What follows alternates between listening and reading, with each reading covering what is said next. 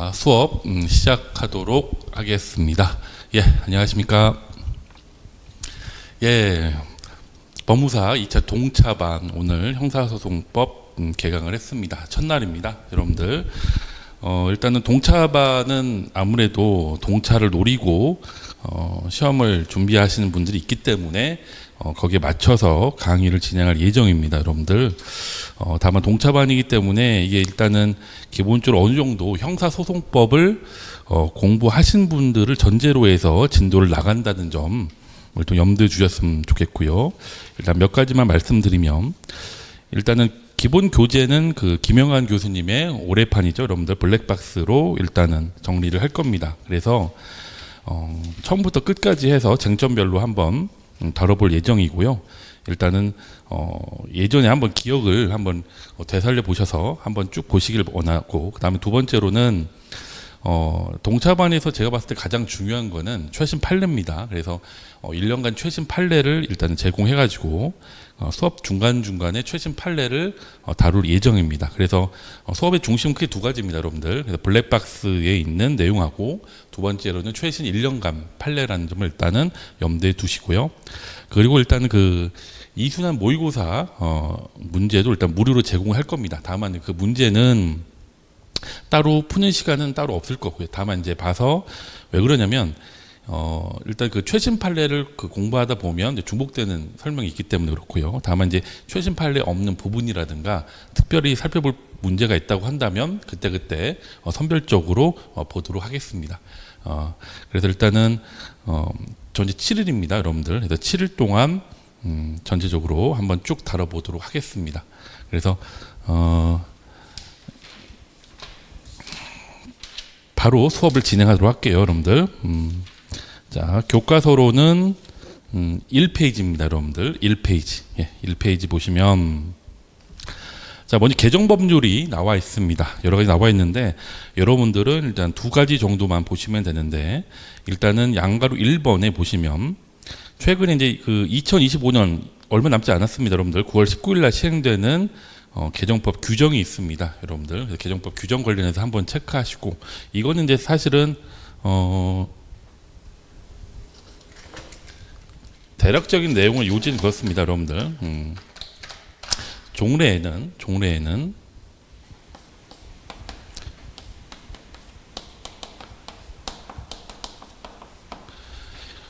종래에는요, 피해자의 그 열람 등사 관련돼 가지고 권리구제 필요하든가 상당한 이유가 있으면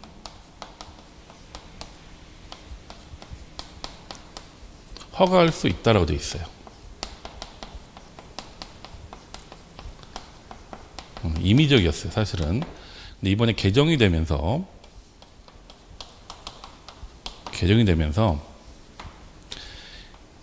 권리구제 필요라든가 또 피해자의 진술권이죠.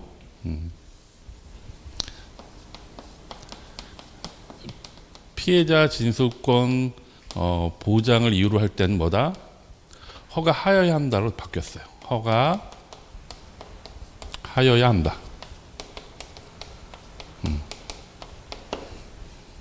다만 이제 여러분 재판 확정 기록 관련돼 가지고 열람 등사 근거 조문 있죠, 여러분들. 59조의 2예요. 59조의 2에 제2항에 재판 확정 기록 열람 등사 관련돼 가지고 제한 사유들이 있죠, 여러분들. 2호부터 6호까지. 그리고 상당한 이유가 있는 경우에는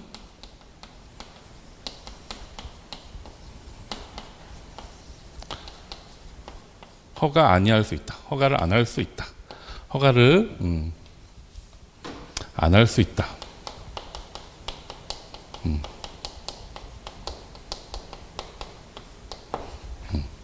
이게 됐고요. 또 하나가 두 번째 개정이 된 것이, 허가하지 않고 여러분들 불허가하거나 조건을 붙여서 허가할 수 있죠, 여러분들. 조건을 붙인 경우에는 통지 의무 규정이 신설이 됐습니다.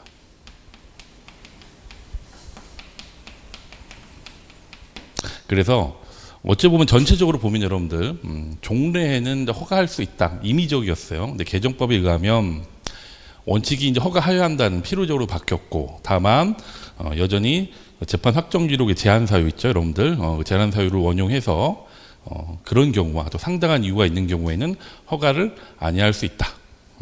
그리고 불허가하거나 조건을 붙인 경우에는 통지하도록 그 의무 규정이 신설이 됐습니다. 그래서 그 정도 내용 해가지고 한번 조문 한번 다시 한번 찾아보시고요. 그리고 양가로 2번 관련돼서는 의견 청취하도록 한 거, 판결 선고 전에 여러분들 의견을 청취하도록 한 규정이 생겼다라는 정도만 보시고 넘어가시면 됩니다. 자, 그 다음에 2페이지입니다, 여러분들. 2페이지 보면 검사 그 수사권 조정과 관련된 법률의 주요 내용이 나와 있는데, 사실은 지금 여러분들도 아시겠지만 지금 뭐 검찰청 없어진다는 또 말이 나오고 있어서 저 법이 또 개정이 되면 참 그저 큰 변혁이긴 한데, 일단은 여러분들 여기서는 딱 한 가지만 체크하시면 됩니다. 경찰 수사에 대한 통제 부분만 간략하게 체크를 하시면 되는데, 자,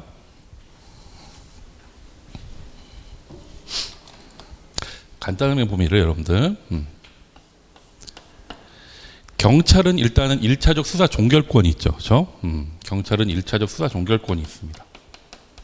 그래서 경찰은요, 두 가지죠. 송치할 수 있고요, 불송치할 수 있습니다. 그럼 송치에 대해서는 송치하게 되면, 그렇죠? 검사는 뭘 할 수 있냐? 보완 수사를 요구할 수 있어요.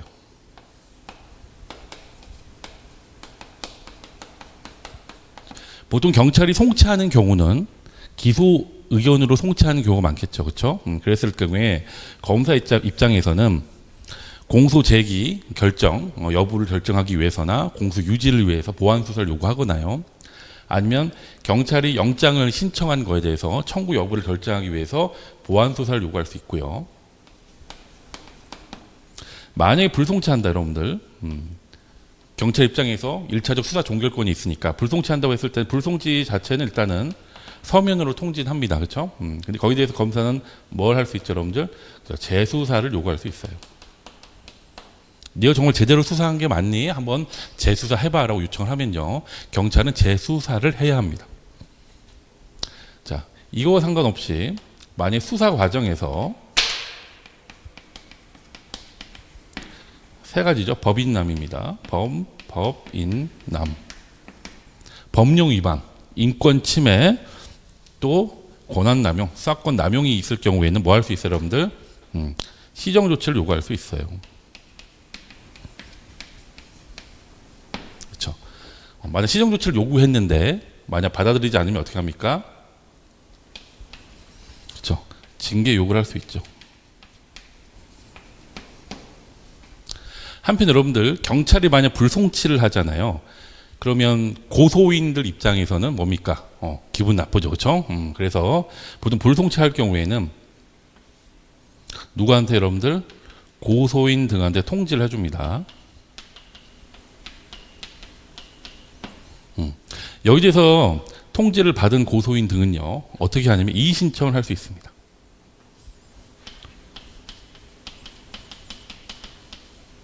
이의 신청. 이의 신청을 하게 되면 사건이 어떻게 되나? 경찰은 검사한테 사건을 보내게 되어 있습니다. 사건을 이송하게 되어 있어요, 여러분들.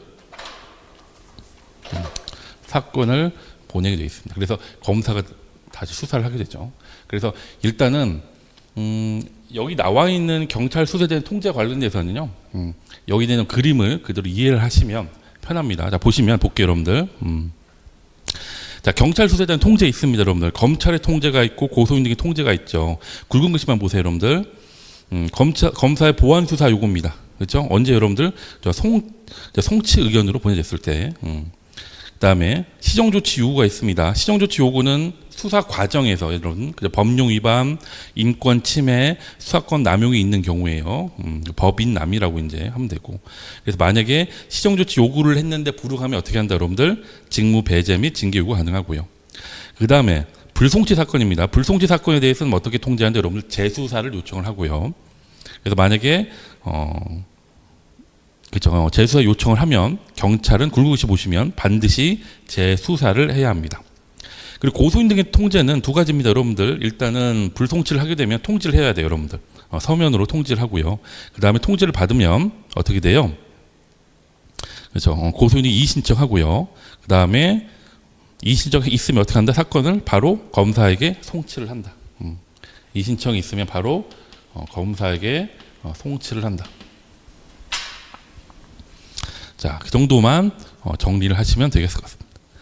그 다음에 자, 3페이지하고 4페이지는 그 증거 관련된 겁니다, 여러분들. 그래서 이거는 증거를 할 때 그때 다뤄볼 겁니다. 그래서 증거를 할 때 다뤄보겠다. 일단 넘어가겠습니다. 중복 설명이 덜 있어서 5페이지로 가겠습니다, 여러분들. 5페이지. 소송 주체와 소송 행위입니다. 그래서 1번입니다, 여러분들. 일반 법원과 군사 법원의 재판권과 관련된 겁니다. 자, 여러분들 먼저 아셔야 할 게, 여러분 군사법원과 일반법원에 관련된 부분은 관할권의 문제가 아니라 뭐다? 재판권의 문제란 얘기예요. 왜 그럴까요? 왜 재판권의 문제일까요? 헌법에 규정이 되어 있기 때문입니다. 헌법의 110조에 보면 군사법원을 특별법원으로 규정을 해놨어요. 다시 말하면 일반 법원하고 다르게 규정했기 때문에 관할권의 문제가 아니라 군사법원은 뭐다? 재판권의 문제입니다. 그래서 재판권의 문제이기 때문에 만약에 군사법원에서 재판해야 하고 일반 법원이 재판한다 그러면 재판권이 위반된 경우죠. 그렇죠? 그래서 보통은 재판권이 없으면 어떻게 하죠, 여러분들? 공소기각 판결을 하죠, 여러분들. 하지만 실무상으로는 소송 경제상 이송으로 한다. 자, 보시면 자, 판례 한번 보겠습니다. 이건 어떤 판례냐면 여러분들 간단히 판례 설명드릴게요. 이게 이제 군사법원법이 개정이 돼서 판례가 큰 의미가 있을지 모르겠습니다만 이 판례는 장점 1번이죠.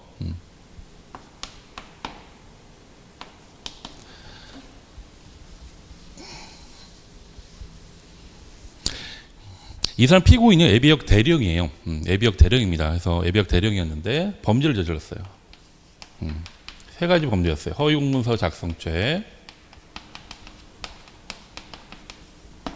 두 번째가 군용물 절취죄, 세 번째가 방위산업법 위반죄, 방위사업법 위반 죄였어요. 여러분들 아시겠지만 군용물 절취는 여러분들 헌법에 의해서 어디서 재판받죠, 여러분들? 군사법원에서 재판받죠, 그렇죠?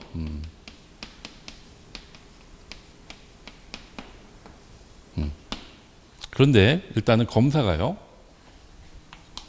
어디다 기소했냐면 1번, 2번, 3번을 모두 서울중앙지법에 기소했습니다.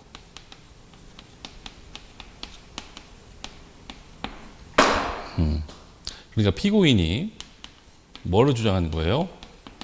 다 군사법원에서 받아야 한다. 군사법원. 주장을 한 거예요. 그러면 대법원은 뭐라고 판시했냐면 대법원은 1번과 3번은 그렇죠? 1번과 3번은 다시 말하면 일반적인 사건이죠, 여러분들. 1번과 3번은 일반 법원에서 재판받고 2번은 군용물 절취죄는 뭐다? 군사법원에서 재판받아야 한다라고 판시를 한 겁니다. 왜 그렇게 판시를 했냐면 그게 두 가지 이유예요, 여러분들. 일단 여러분은 군사법원에서 재판을 받는 거는 헌법에 의하면요 일정한 범죄에 한해서만 군사법원에서 재판을 받습니다. 다시 말하면 보통 군인이라는 신분이 있으면 재판을 받고 일반인이라도 이렇게 특정한 범죄에 대해서는 군사법원에 재판을 받는데 군사법원에서 재판을 받는 것은 신분적 재판권이라고도 하죠. 왜? 군인인 경우 신분에 있어서 받는 재판이기 때문에. 근데 이거는 뭐다, 여러분들? 제한적이다. 예외적이다, 이거예요, 여러분들. 이걸 확장하면 된다, 안 된다? 확장하면 안 된다는 게 첫 번째 근거였고요. 두 번째 근거는 뭐였냐면, 여러분들 일반적으로는 과거에는요, 입대 전에 범죄를 저지르잖아요. 그러면 일반 법원에서 재판을 했다가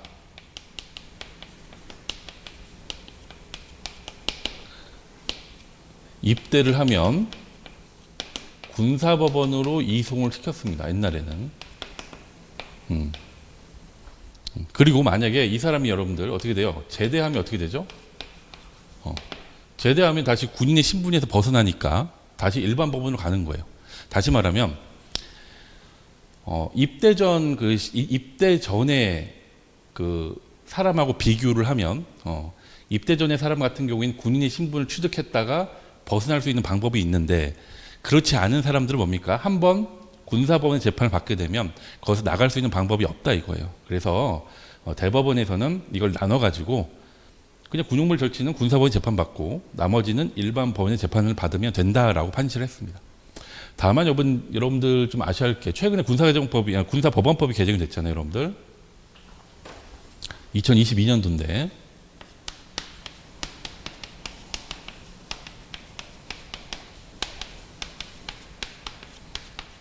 세 가지만 좀 알아주시면 될 것 같습니다. 첫째로는 종래는 여러분들 그 입대 전에 범죄를 범한 경우 나중에 입대를 하면 어떻게 됐다 여러분들? 그렇죠. 군사법원으로 사건을 이송시켰어요. 지금은 아예 법이 바뀌어서 입대 전 사건 그리고 성범죄 사건 그리고 사망 사건에 대해서 뭐다? 그렇죠. 일반 법원에서 재판하는 걸 바뀌었어요.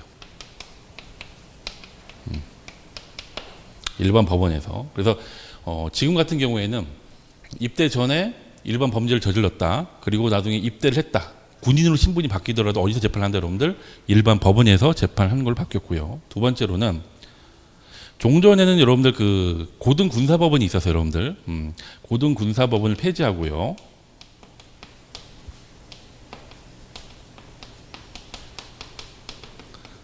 항소심은 어디로 갔다 여러분들? 항소심은 서울고등법원으로 간다. 항소심은 어디로? 서울고법. 서울고법으로 하기로 했고요. 세 번째가 이제 예전에 지휘관이 이제 재판에 참여할 수 있었습니다. 그래서 관할관 제도가 있었는데 심판관이라는 제도가 있으니까 그 제도를 폐지했어요, 여러분들. 그래서 두 가지 정도만 여러분들 알고 계세요. 그래서 지금은 군사법원법이 개정이 돼가지고 이 판례가 좀 약간 그 근거가 좀 약간 사라지긴 했습니다만, 자 일단은 1번 그렇게 보시고, 자 2번입니다, 여러분들. 수임 판사의 영장 청구 기각 결정에 대한 불복 방법이에요, 여러분들. 여러분 수임 판사가 뭐죠? 일단은 수임 판사란 수소 법원과 독립하여, 그렇죠? 개개의 독립하여 소송법 등의 권한을 행사할 수 있는 개개의 법관이다라는 게 수임 판사 여러분들. 자 보시면, 자 수임 판사 영장 청구 기각 결정이자 어떻게 불복할 수 있느냐 나와 있는데, 이거는 기본적으로 402조하고요 403조를 여러분들 알고 계셔야죠, 여러분들. 자 조문 보실게요, 여러분. 조문은 되도록이면 보고 들어갈게요, 여러분들. 402조 보세요, 여러분들. 자 402조 403조를 두 개 보겠습니다. 402조 403조 416조를 보고 402조부터 보세요, 여러분들. 자 402조에 뭐라고 되어 있죠? 법원의 결정에 대하여 불복이 있으면 항고를 할 수 있다라고 되어 있어요, 기본적으로. 그렇죠? 그 다음에 403조를 보세요. 1항입니다. 법원의 관할 또는 판결 전 소송 절차에 관한 결정에 대하여는 특히 즉시 항고를 할 수 있는 경우 외에는 항고하지 못한다 되어 있고요. 2항에서는 전항의 규정은 구금, 보석, 압수나 압수물의 환부에 관한 결정, 그리고 감정하기 위한 피고인의 유치에 관한 결정에 적용하지 아니한다라고 되어 있습니다, 여러분. 그래서 402조와 403조를 여러분들 일단 정리를 하셔야 합니다, 여러분들. 가장 중요하죠, 어쩌보면. 자 볼게요.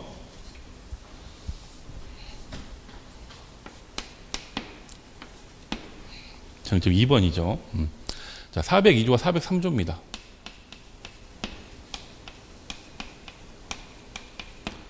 원칙적으로 여러분들, 원칙은 뭡니까? 법원의 결정에 대해서는 항고할 수 있다는 얘기예요. 그렇죠? 다만 관할에 관한 결정이나 또는 판결 전 소송 절차, 그렇죠? 판결 전 소송 절차에 대해서는 즉시 항고를 할 수 있다는 걸 예외, 그렇죠? 즉시 항고 이외에는 항고할 수 있다 없다? 항고할 수 없다는 거예요.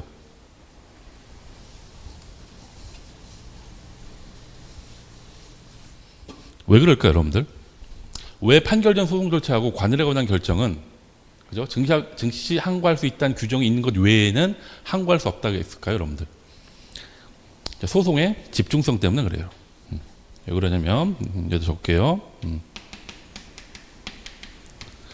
소송의 집중, 신속 때문에 그렇다. 즉 재판을 하고 있는데 중간중간에 결정은 많을 거예요. 그렇죠? 근데 중간 결정마다 거기서 이의 제기하겠습니다. 여기 다투겠습니다. 하게 되면 어떻게 될까요? 소송이 지연되겠죠, 여러분들. 근데 그걸 막기 위한 거예요. 그래서 일단은 그 나중에 판결의 결과를 보고 나서 그때 결정해라 이거예요. 네가 다툴지 안 다툴지는 일단은 판결 전에 소송 절차에 대해서는 다툴 수 없게 하겠다는 게 이유입니다. 근데 또 예외가 있죠. 그렇다 하더라도 뭐라고 해요, 여러분들?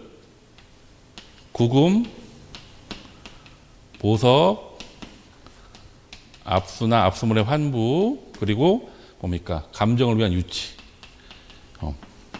이걸 뭐라고 하죠, 여러분들? 우리가 외울 때 구, 보, 압, 유라고 배우죠. 함께하죠. 그죠?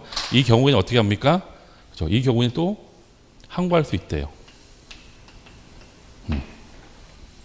그러면 사실은 이 경우도 사실 대부분이 뭡니까? 판결 전 소송 행위에 관련된 건데 이런 거는 왜 항고할 수 있다고 했을까요? 이 경우는 왜 그러냐면 판결 전 소송 절차라도 이런 거는 뭐다? 권리구제의 신속한 필요가 있다. 권리구제의 신속한 필요. 권리구제의 신속한 필요가 있다 이거예요, 여러분들. 그래서 구부 압류는 그래도 신속하게 권리구제 필요하기 때문에 일단 항고로 가능하도록 하자는 겁니다. 그래서 402조, 403조 순서대로 일단 기억을 하시고요.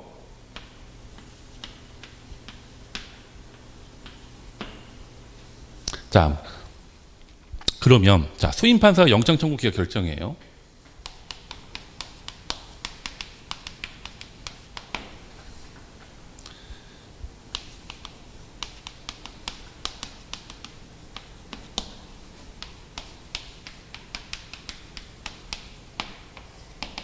자, 일단 결정이 나왔네요. 결정이 나왔으니까 어다?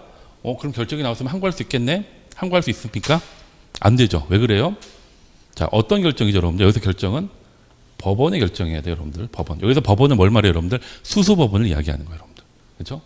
수수법원을 얘기하기 때문에 수임 판사는 수수법원이다, 아니다? 아니라고 했어요. 그래서 아까 수임 판사에 대한 개념 정의를 어떻게 했어요, 여러분들? 수수법원과 독립하여, 그렇죠? 소송법상의 권한을 행사할 수 있는 개개의 법관이다라고 얘기했어요. 그래서 수임 판사이기 때문에 애초에 402조가 가지 않아요. 그 다음에 생각해 볼 수 있는 게 뭐냐면 416조예요. 그리고 416조는 가능하냐?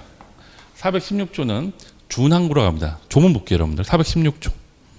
416조 보시면 뭐라고 되어 있어요, 여러분들? 재판장 또는 소명법관이 다음 각호 1에 해당한 재판을 고지한 경우에 불복이 있으면 그 법관 소속 법원의 재판 취소 또는 변경을 청구할 수 있다라고 되어 있어요, 여러분들. 근데 주체가 뭐라고 되어 있어요, 여러분들? 416조는요. 재판장과 또는 수명법관이라고 되어 있네요. 그렇죠? 자, 수명법관은 누굴 말해요, 여러분들?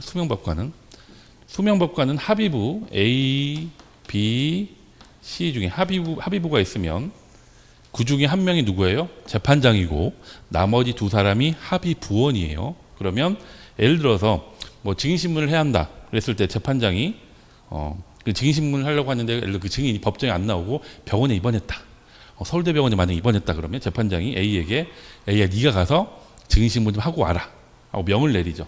명을 받은 A 판사를 뭐라고 해요? 수명법관이라고 하는 거예요. 그래서 수임 판사와 수명법관은 다릅니다. 그렇죠? 다르기 때문에 402조도 안 되고 416조도 안 되는 거예요. 결론적으로는. 그러면 결론을 어떻게 해야 한다?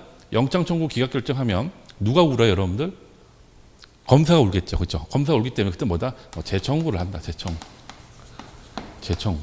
재청구를 하고 그래서 논의되는 게 뭡니까? 영장 항고 제도가 입법론적으로도 논의된다는 얘기죠. 영장 항고 제도. 그렇죠? 입법론으로 논의된다. 이 정도만 알고 넘어가시면 됩니다. 그리고 밑에 보시면 맨 마지막 줄 보세요, 여러분들. 단 뭐로 돼 있죠? 증거 보전 청구 기각 결정에 대하여는 3일 이내 항고할 수 있다라고 돼 있어요. 거기 한 체크하시고. 왜 그럴까요? 이게 왜 중요하죠? 증거 보전을 하는 판사는 수임 판사, 여러분들. 그렇죠? 수임 판사. 근데 수임 판사에 관련돼서는 이 증거 보전 기각 결정에 대해서 항고할 수 있는 규정이 따로 있습니다. 그거 하나 체크하시라는 얘기예요. 자, 그다음에 3번입니다. 상습 특수상해죄의 사물 관할 상습 가중입니다. 자, 볼게요. 자, 상습 특수상해죄는 일단 상습 특수상해죄는 먼저 특수상해죄부터 논해져요, 여러분들. 특수상해죄를 보면 258조입니다. 1항 보시면 그 가로 보시면 나와 있죠. 법정형이 어떻게 돼요, 여러분들? 1년 이상 10년 이하예요. 자, 여기 지울게요, 여러분들.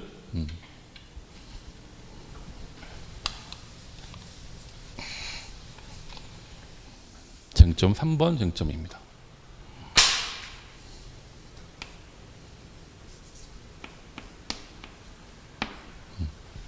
자, 특수상해는 자 1년 이상 10년 이하예요. 그죠? 자, 단기가 1년 이상이죠. 자, 그럼 여러분들 합의부하고 단독하고 여러분들 합의부와 단독은 어떻게 나누죠, 여러분들? 그죠? 합의부와 단독은 다 수수법원인데 나누는 기준은 사건의 그죠? 경중입니다. 그죠? 사건의 경중이에요. 그래서 여러분들 사물 관할과 관련돼서 사건의 경중으로 나누죠, 여러분들. 합의부와 단독 판사로. 그래서 합의부 같은 경우에는 뭡니까? 보통 사형, 무기, 단기 1년 이상이죠. 자, 그러면 특수상해죄는 1년 이상 10년 이하네요. 어디로 가야죠, 여러분들? 합의부로 가야죠, 일단은. 근데 뭐가 붙었죠, 여러분? 상습이 붙었네요. 상습. 근데 상습범, 근데 여기 지금 나와 있지는 않은데 264조 조문만 나와 있죠. 맨 첫 줄에. 그래서 하나 적어주세요, 여러분들. 264조 어떻게 되어 있냐면 그 죄에 정한 형의 2분의 1을 가져간다. 이렇게 되어 있어요. 그 죄에 정한 형의 얼마를 2분의 1을 가중한다 되어 있어요, 여러분들. 이랬을 때 여러분들 가중을 뭘 가중하냐? 그 죄에 정한 형이래요. 이 형은 뭘 말한다, 여러분들? 단기뿐만 아니라 장기도 가중하는 거예요. 그럼 어떻게 돼요, 여러분들? 1년 이상 10년 이하니까 2분의 1을 가중하면 결론적으로 1년 6개월 15년 이하. 이게 되겠죠, 여러분들. 그렇죠? 근데 그 다음에 어떻게 했냐면 장량감경을 했어요. 법원에서. 장량감경을 했습니다. 자, 여러분 장량감경은 뜻이 뭐냐면 법원에서 재량으로 감경을 해준 게 장량감경이에요. 그래서 모든 감경을 하면 다 2분의 1을 감경을 합니다. 그러면 1년 6개월 이상 15년 이하가 2분의 1을 감경하면 어떻게 되죠, 여러분들? 조심하십시오, 계산. 1년 6개월 2분의 1로 감경하면 8개월이 아니죠. 그렇죠? 18개월에 2분의 1이니까 9개월입니다. 9개월 이상 7년 6개월 이하. 이게 뭐가 돼요, 여러분들? 그렇죠? 처단형의 범위가 되는 거죠. 그렇죠? 근데 이걸 어떻게 했냐면 원심에서는 이 죄에 정한 형이 2분의 1을 가중했을 때 이 형을 장기로만 봤어요. 그래서 장기로 보다 보니까 어떻게 되겠어요, 여러분들? 장기로 보다 보면 만약에 하게 되면 장기로 보게 되면 1년 이상 15년 이하가 되겠죠, 여러분들. 그렇죠? 그리고 장량감경을 하게 되면 6개월 이상 7년 6월 이하가 나오는 거예요. 그래서 얼마를 선고해서 8개월을 선고한 거예요, 원심이. 근데 원래대로 하면 이게 8개월이 나와요, 안 나와요? 안 나오죠. 왜요? 9개월 이상이니까. 그렇죠? 나올 수가 없죠, 8개월이. 그래서 잘못됐다. 뭐가 잘못됐죠, 여러분들? 크게 두 가지가 잘못된 거였어요. 일단은 이걸 원래 합의부 사건입니다. 근데 단독에서 했어요, 이거를요. 일단 관할에서 잘못됐고, 두 번째 형의 가중을 장기만 했어요. 단기, 장기 두 개를 다 해야 하는데 이 두 가지가 잘못됐어요. 그래서 결론적으로는 이거를 파기했습니다. 파기하고 합의부로 이송을 한 사건입니다. 파기 이송한 사건입니다. 그래서 맨 밑에 보시면 그렇죠? 합의부로 이송을 했습니다. 자, 넘어가도록 하겠습니다. 6페이지 4번 쟁점 보겠습니다. 따라오실만 하신가요, 여러분들? 예. 자, 보겠습니다. 4번입니다. 자, 지방법원 지원에 토지 관할이 인정되는 경우 당연히 지방법원 본원에도 토지 관할이 인정되는지 여부입니다. 4번 쟁점입니다. 이거 지울게요.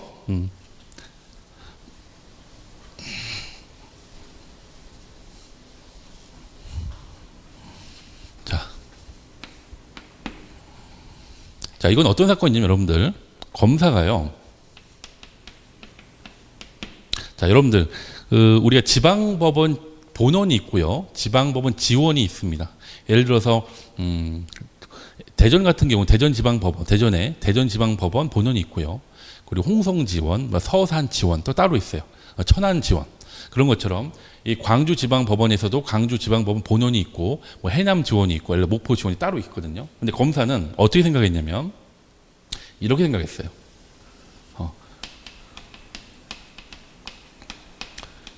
광주지방법원 본원이 뭐다? 지원을 포함하고 있다고 생각한 거예요. 그래서 여기 해남지원 벤다이어그램으로 그러면 이렇게 되는 거죠. 그래서 검사는 해남지원에 토지 관할이 있으면 당연히 광주지방법원에도 토지 관할이 있다고 생각한 거예요. 검사는. 근데 실제는 어떻죠, 여러분들? 실제는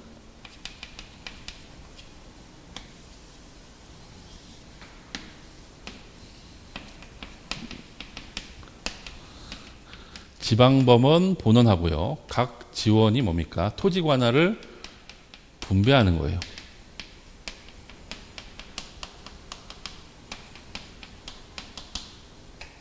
그렇기 때문에 해남 지원에 관할이 있으면 해남 지원에 공소 제기를 해야 하는데, 그렇죠?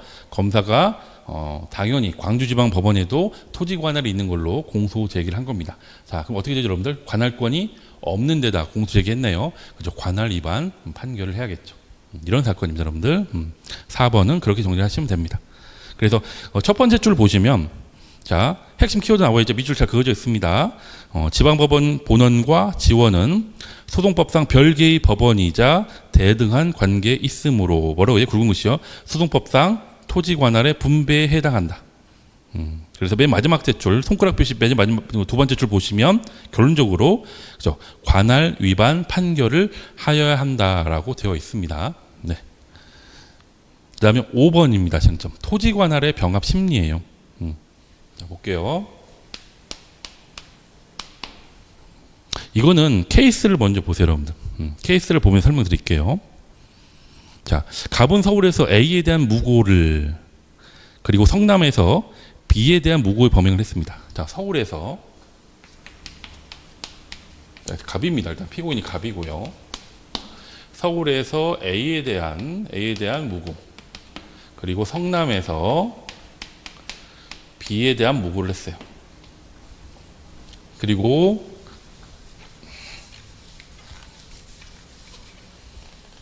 항소를 했네요. 그렇죠? 항소를 해서 자, 보겠습니다. 보면 어떻게 있죠? 서울중앙지방법원 합의부. 그렇죠? 서울중앙지법 합의부.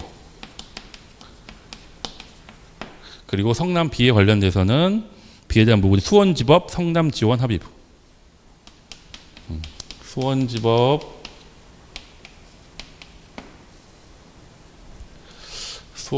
성남 수원지법 그렇죠. 성남 수원지법 성남지원 합의부입니다.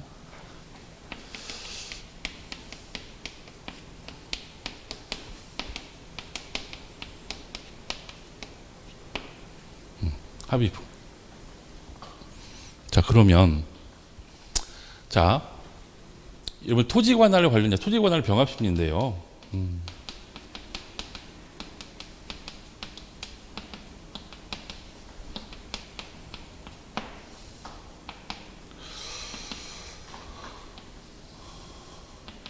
여러분 토지 관할 병합 심리라는 게 무슨 말이냐면 토지 관할 병합 심리 전에 어떤 말이 있죠, 여러분? 토지 관할 병합 관할이 있죠, 여러분들. 병합 관할하고 병합 심리의 차이가 뭐냐면 병합 관할의 문제는 공소 제기 이전의 문제입니다. 다시 말하면 검사가 그렇죠? 어디 법원에다 공소를 제기할까 문제가 병합 관할의 문제고요. 병합 심리의 문제는 공소 제기 이후에 각각 법원이 소송 계속 중일 때 어디 법원에서 그렇죠? 재판을 할 것인지가 병합 심리의 문제입니다. 그래서 먼저 토지 관할 병합 관할에 관련돼서는 조문을 먼저 볼게요, 여러분들. 조문에 어디 나와 있냐면 제 5조를 볼까요, 여러분들? 조문을 보면게요. 조문.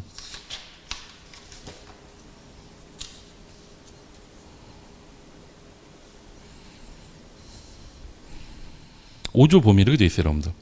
토지 관할을 달리하는 수개의 사건이 관련된 때에는 한 개의 사건이 관할권이 있는 법원은 뭡니까? 다른 사건까지 관할할 수 있다는 겁니다, 여러분들. 그래서 5조는 그렇게 돼 있고요. 그래서 사실 그 검사 입장에서는 여러분들 어디 법원에서든 그렇죠? 만약 기소가 여기도 기소가 안 됐었다 그러면 서울든 성남이든 아무 데다 뭐예요? 공소 제기 가능해요. 근데 문제는 병합 심리예요, 여러분들. 이미 소송 계속 중일 때는 어떻게 하냐 이거예요. 사실은 기소되기 전에도 대등한 관계에 있었는데 기소된 후에도 뭡니까? 서로 대등한 관계에 있어요. 그러다 보니까 누군가 결정해야 돼요. 결정. 그래서 6조에 보시면 어떻게 되어 있죠, 여러분들? 자, 좀 볼게요. 또 6조. 토지 관할을 달리하는 수개의 관련 사건이 각각 다른 법원이 계속된 데에는 뭐로 되어 있습니까? 공통되는 바로 위 상급 법원이 뭐다? 결정한다. 신청에 결정한다. 자, 공통, 직근, 상급 법원이 결정한다. 법원이 결정한다라고 되어 있습니다. 그래서 자, 그러면 공통, 직근, 상급 법원을 결정을 해야 하는데 그 전에 여러분들 토지 관할 병합 심리는 뭐가 전제되어 있냐면 사물 관할이 동일한 걸 전제하고 있습니다. 무슨 얘기냐면 만약에 여러분들 서울 사건이 2심이고 성남이 1심이라고 한다면 이걸 합칠 수 있어요, 여러분들? 합칠 수 없죠. 왜요? 그렇죠? 갑자기 2심 재판 받고 있는 걸 1심으로 내려보낼 수 없는 거고. 그렇죠? 마찬가지로 그렇죠? 성남이 1심인 걸 서울로 합쳐버리게 되면 1심인 사건이 갑자기 뭡니까? 2심으로 올라가게 되죠. 그래서 사물 관할이 동일한 걸 전제로 하는 거예요. 토지 관할 병합 심리는. 그래서 두 개 다 1심이든 그죠? 두 개 다 2심이든 그렇죠? 그래야 심급을 해치지 않잖아요. 그렇죠? 그래서 사물관을 동일한 걸 전제로 한다. 첫 번째로는. 그럼 이 사건 같은 경우에도 어떻게 돼요? 보니까 다 단독 관련된 거죠. 단독 사건이에요. 단독 사건이고 사물관할은 동일합니다. 다만 항소심에서 지금 피고인이 서울이든 성남이든 뭡니까? 어느 한 곳에서 재판받기를 바라는 거죠. 그렇죠? 자, 그러면 자, 문제는 공통직근 상급 법원이 뭐냐? 두 가지 의미가 있죠, 여러분들. 이게 심급상의 법을 의미하냐? 또는 뭡니까? 조직법상의 법원을 의미하냐? 문제 여러분들. 그래서 이게 좀 문제가 일단은 그렇긴 한데 자 볼게요. 만약 심급상의 법원을 의미하게 된다면 자, 항소심 다음에 뭐죠, 여러분들? 3심이죠. 대법원이에요. 그렇죠? 3심은 어디서 하죠? 대법원에서 해요. 수원지법, 성남지법 합의도 어디서 해요? 대법원에서 해요. 그러면 공통되죠, 대법원이. 그러니까 심급상을 기준으로 하면 대법원이에요. 근데 조직법상을 기준으로 하면, 그렇죠? 조직법상 기준으로 하면 서울중앙지법 합의부의 위 조직법상의 위법은 어디 법원이에요? 서울 고법이에요. 여러분들. 근데 문제 여기에요, 여러분들. 자, 수원지법, 성남지법 합의부의 조직법상 법원은 예전에 여러분들 수원 고등법원이 없었을 때는 서울 고법이었어요. 그렇죠? 이해 가시겠죠? 예전에. 수원고법이 없었을 때는 서울고법이었는데 지금 수원고법이 있나요, 없나요? 수원고법이 지금 있죠, 여러분들.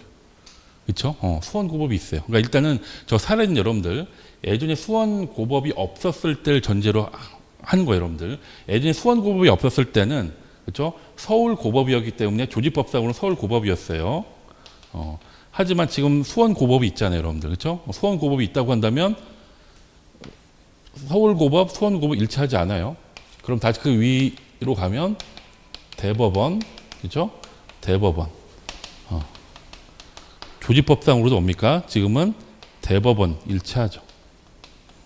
그러니까 지금은 이게 지금 수원고법이 있다 보니까 대법원이 될 거예요. 그러니까 지금은 이게 일단 제가 다시 한번 살펴볼 건데 여러분들 이거는 제가 한번 다시 살펴볼 건데 일단 지금 수원고등법원이 제가 있는 걸로 알고 있어서 그렇다고 한다면 조직법상으로도 뭡니까? 공통되는 거는 지금 서울고등법원이 아니라 그렇죠? 대법원으로 봐야 할 겁니다. 그래서 일단 거기 해설에 보시면 이 사건 신청의 관할 법원은 서울고등법원이다라는 부분에 있어서는 일단은 좀 수정을 해야 하지 않을까 싶고요. 이 부분은 제가 한번 다시 살펴봐서 내일 말씀드리도록 하겠습니다. 그 다음에 6번입니다, 여러분들. 6번. 자, 8조 2항의 관할권 있는 법원의 의미입니다, 여러분들. 자, 쟁점 6번.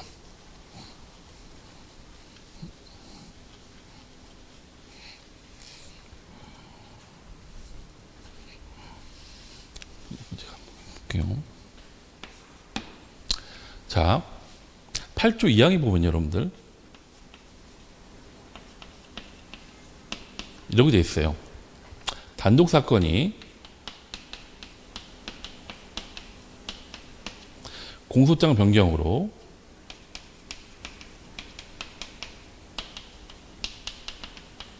합의부로 되면, 그렇죠? 합의부 사건으로 되면, 그렇죠? 합의부 사건으로 만약 변경되면 뭐다? 관할권이 있는 법원. 관할권이 있는 법원으로 이송한다 되어 있어요. 볼게요. 8조 2항이 어떻게 되어 있어요, 여러분들? 자, 8조 2항 보겠어요. 자, 8조 2항입니다. 자, 단독 판사의 관할 사건이 공소장 변경에 의하여 합의부 관할 사건으로 변경된 경우에 법원은 결정으로 관할권이 있는 법원에 이송한다. 그렇죠? 그러면 관할권이 있는 법원이 어디로 간다는 얘기예요? 합의부로 간다는 얘기예요. 근데 만약에 단독 사건이 항소를 하면 여러분들 항소를 하면 항소부로 가겠죠. 근데 항소부에서 역시 공소장 변경이 됐다. 그렇죠? 그랬을 때 관할권이 있는 법은 어디예요, 여러분들?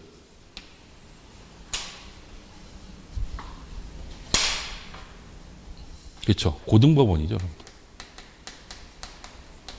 그렇죠? 그래서 8조 2항과 관련돼서는 이제 6번 쟁점은 이런 의미입니다. 그래서 굵은글씨 보시면 그렇죠? 항소심에서 공소장 변경에 의하여 단독 판사의 관할 사건이 합의부 관할 사건으로 된 경우 항소심 법원이 취하여야 할 조치는 뭐다?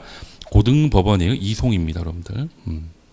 그다음에 손가락 표시 보시면 이런 표현도 있어요, 여러분들. 보시면 참고로 항소심에서도 공소장 변경이 가능한지를 항소심의 구조론과 관련해서 검토하고 그리고 공소장 변경의 한계인 공사실의 동일성이 있는지 여부도 검토해야 한다라는 부분 참고하시고 여러분들. 그다음에 6-1번 쟁점입니다.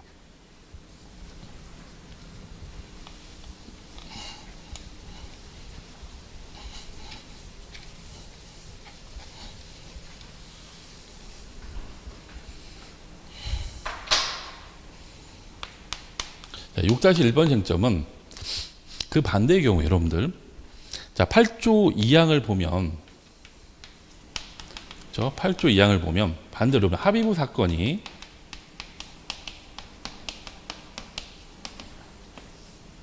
공소장 변경으로 되면 공소장 변경으로 단독 사건이 되는 경우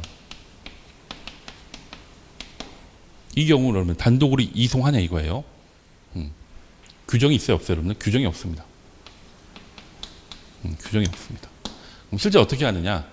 공소장 변경으로 단독 사건이 되더라도 어디서 그냥 심판한다 여러분들? 합의부에서 그냥 해요. 합의부에서. 그래서 이건 어떤 사건이냐면 판례가요.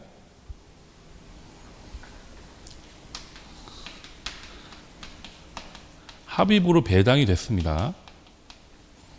근데 검사가요 공소장 변경 신청을 한 거예요.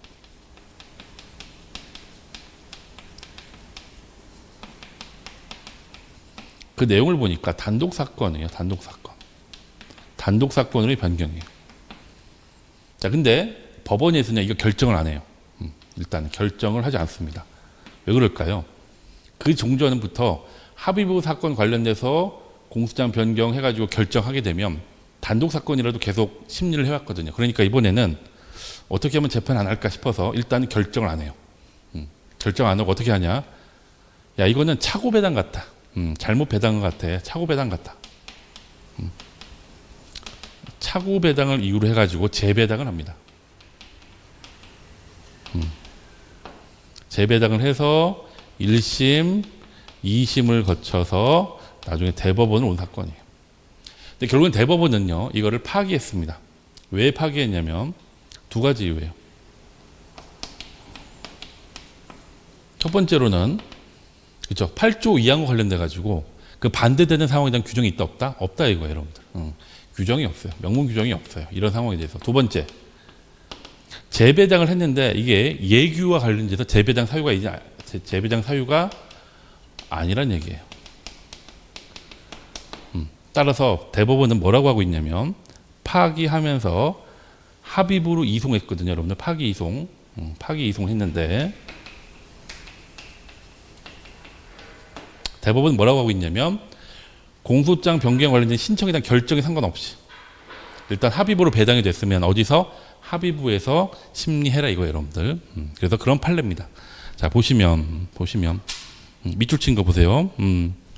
제1심에서 합의부 관할 사건에 관하여 단독 판사 관할 사건으로 죄명, 적용법조를 변경하는 공소장 변경 허가 신청서가 제출되자 합의부가 공소장 변경을 허가하는 결정을 하지 않은 채 차고 배당을 이유로 사건을 단독 판사에게 재배당한 경우 그 반대 경우에 관한 규정하고 있지 아니하며 첫 번째 논거죠. 그렇죠? 8조 2항 관련된 두 번째 논거 뭐예요?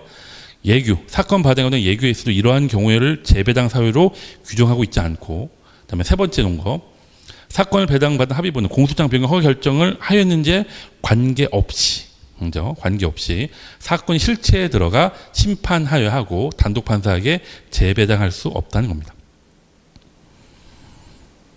그 다음에 7번 쟁점으로 가겠습니다. 관할 이전의 신청을 기각한 결정에 대한 불복입니다. 자, 이건요. 자, 관할 이전이 뭔지를 15조를 먼저 봐야죠, 여러분들. 자, 15조 먼저 볼게요. 15조 보세요. 15조에 뭐라고 되어 있냐면 검사는 다음의 경우에는 직근 상급법원에 관할 이전을 신청해야 한다고 되어 있습니다. 그리고 피고인도 이 신청을 할 수 있다라고 되어 있고요. 그래서 1호 보시면 관할법원이 법률상의 이유 또는 특별한 사정으로 재판권을 행사할 수 없는데 2호 범죄의 성질, 지방의 민심, 소송의 상황, 기타 사정으로 재판 공평을 유지하기 어려운 염려가 있는 때예요. 그러니까 쉽게 말하면 여러분들 관할 이전 신청은 여러분들 그냥 민심, 밀란 그런 게 일어났을 때 여러분들 원래 관할권이 있는 법원이었는데 그로 인해서 밀란으로 인해서 재판하기 어렵다. 그러면 보다 관할권 없는 법원으로라도 옵니까? 이전해 달라는 게 관할 이전 신청입니다. 특징을 보시면 일단 첫 번째는 여러분 조문 보시면 어디다 신청하는 거죠, 여러분들? 직근 상급법원에 신청한다 되어 있어요, 조문에. 그렇죠? 두 번째 특징은 뭐냐면 검사는요 신청하여야 한다 되어 있어요. 검사는 의무예요. 근데 피고인도 신청을 할 수 있다예요. 그러니까 피고인은 재량이에요, 여러분들. 그 차이가 있고. 그다음에 또 여기 나와 있지 않지만 규칙에는요 관할 이전 신청을 하면 일단 소송 절차를 정지를 합니다. 정지를 하고 마지막으로 여러분들 자 관할 이전 신청에 대해서 어떤 결정이 있겠죠. 그 결정에 대해서 불복할 수 있다 없다 여러분들 불복할 수 없다라는 거예요. 왜 그럴까요? 그렇죠. 관할에 관한 결정은 그렇죠. 판결 전 소송 절차처럼 즉시 항고할 수 있다는 규정이 있는 것 외에는 뭐다 항고할 수 있다 없다 없다는 거예요. 근데 관할 이전 신청에 대한 불복에 대해서는 즉시 항고할 수 있다는 규정이 있어요 없어요? 없어요. 그래서 결론적으로 불복할 수 있다 없다 없다는 겁니다. 그래서 7번은 그런 쟁점이에요, 여러분들. 그래서 15조 한번 보시면 되고, 자, 8번입니다. 쟁점. 약식 판사가 정식 재판을 담당하여 중한 벌금형을 선고한 경우의 적법성입니다, 여러분들. 자, 보시면 이거 지울게요.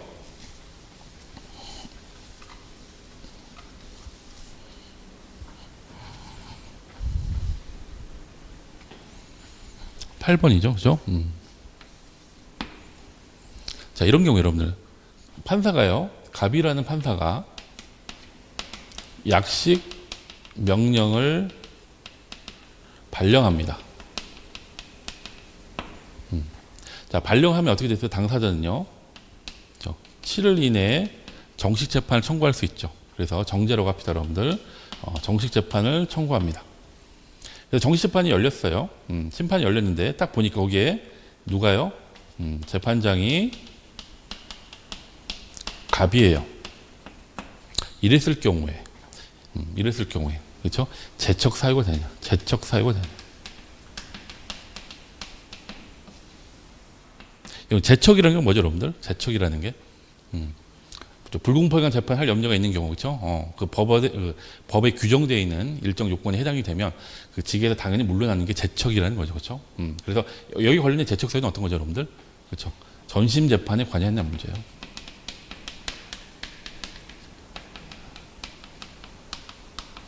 전심 재판에 관여했냐 이거예요, 여러분들. 그러면 전심 재판에 관여가 그럼 전심이 뭐냐? 전심이란 건 뭡니까? 이 대상이 된 전 재판이 이 대상이 된 재판. 여기서 이 대상이 된 재판은 뭐예요, 여러분들? 약식 명령이죠. 자, 그럼 약식 명령이 지금 갑이 약식 명령 발령한 사람이 과연 정식 재판에 재판장으로 있었을 때도 점심 재판에 관여한 거 해당이 되느냐? 판례 뭐라고 하죠, 여러분들? 아니라고 보죠. 왜 아니라고 보죠, 여러분들? 핵심 키워드가 뭐예요? 동일 심급에서 뭐만 달리한다? 절차만 달리할 뿐이다. 이게 핵심 키워드죠.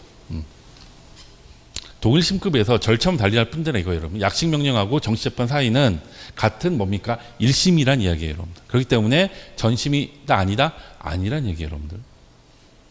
근데 여러분들 근데 상황을 바꿔서요. 여기서 재판장이 을이에요. 을. 이제 정식재판 청구해가지고 했는데 결과가 안 좋아요. 이 사람 어떻게 해요? 다시 항소를 해요. 근데 이 항소심에서 누구예요? 재판장이 갑이에요. 이랬을 경우에 이 경우엔 재척 사유가 돼요, 안 돼요, 여러분들? 되죠, 그렇죠? 약식 명령이나 정식재판 1심이에요, 그렇죠? 1심, 그렇죠? 근데 이건 2심이잖아요, 그렇죠? 전심에 관여한 거죠, 갑이. 이때는 재척이 됩니다, 여러분들. 그래서 구분을 하셔야 한다. 그리고 이제 그 8번 쟁점에 두 번째 쟁점 보시면 형종상향 금지라는 게 있는데 무슨 얘기냐면 약식 명령 할 때 한번 보겠지만 약식 명령이 언제 하는 거예요, 여러분들?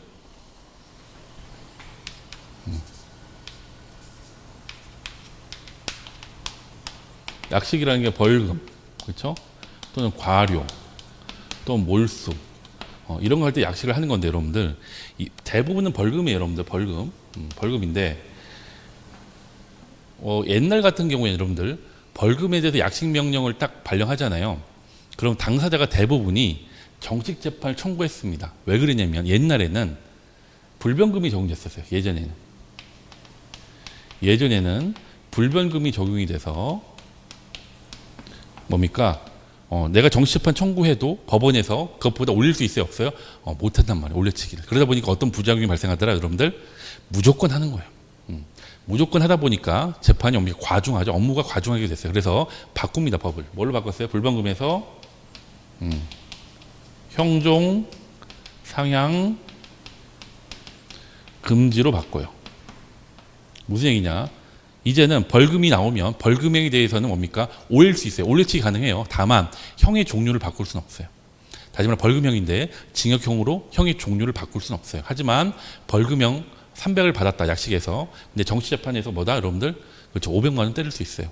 그래서 지금은 형종상의 금지로 바뀌다 보니까 많이 좀 줄어들었다. 다만 이제 그 벌금형을 무겁게 할 때는요, 판결 이유에다 적어야 합니다. 양형 이유를 기재해야죠. 그래서 8번 쟁점 보시면 밑줄 친 것만 확인하십시오. 여러분들 동일한 신금 내에서 절차만 달리한 뿐이다라는 부분만 키워드로 체크하시면 됩니다. 자, 그 다음에 9번입니다. 수탁판사와 제척사유. 여러분 수탁판사 이런 거 어떤 거냐면, 자 9번입니다. 쟁점. 자 여러분들, 자 아까 합의보에서 여러분들